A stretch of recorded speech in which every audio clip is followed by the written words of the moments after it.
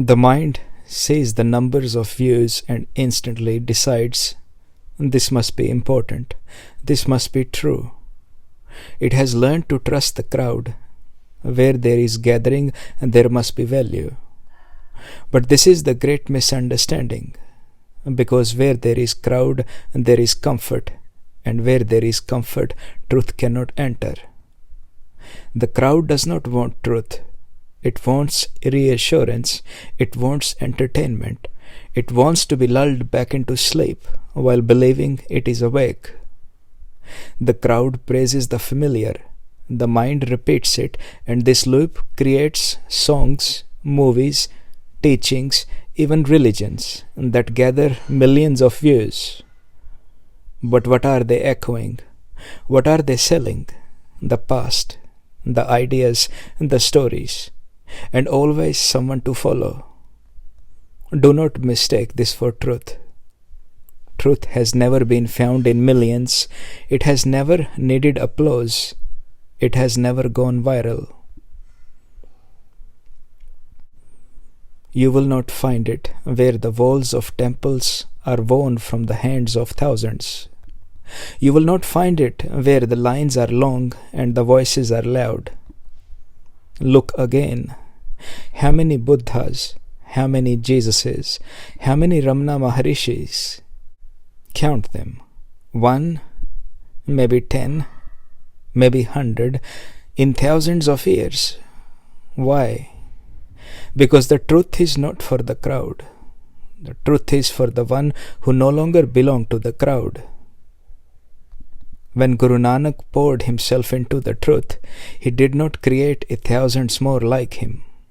Only one truly listened, Guru Angad.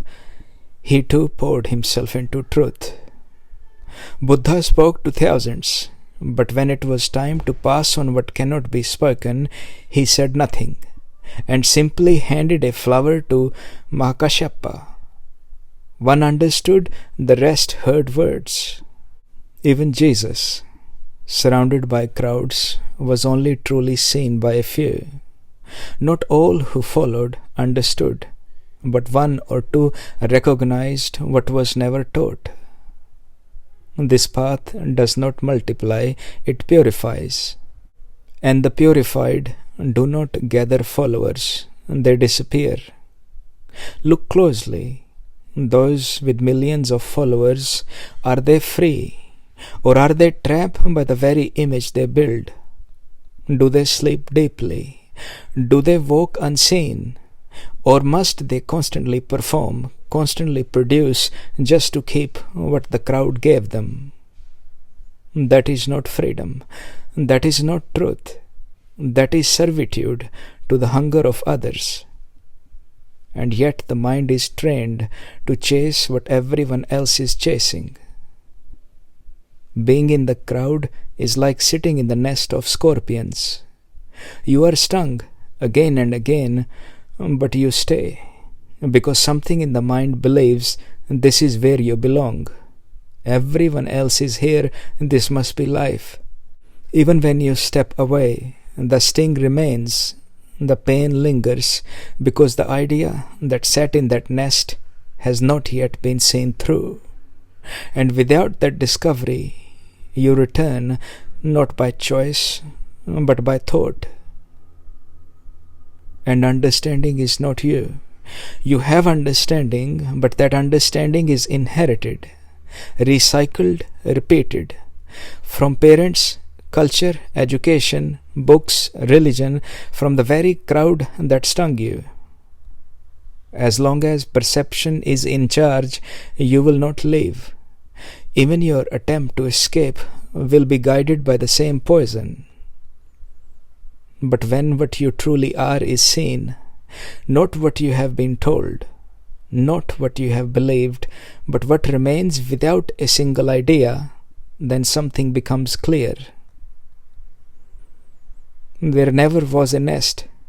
What appears never belonged to anyone, and the stings were only reminders of the false trying to survive. This is why the awakened are always few. The world worships the many, Crowds at temples relish screens, but the real cannot be crowded. The one who cleans toilets may rest deeply tonight, but the one with the millions of eyes watching them cannot.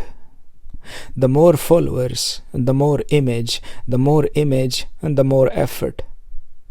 That is not power, that is servitude to the illusion of being someone.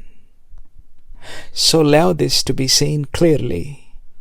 If you measure truth by numbers, you will chase shadows.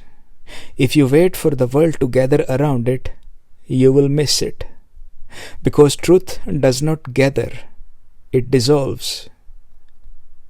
And when it is fully seen, there is no one left to follow or to be followed.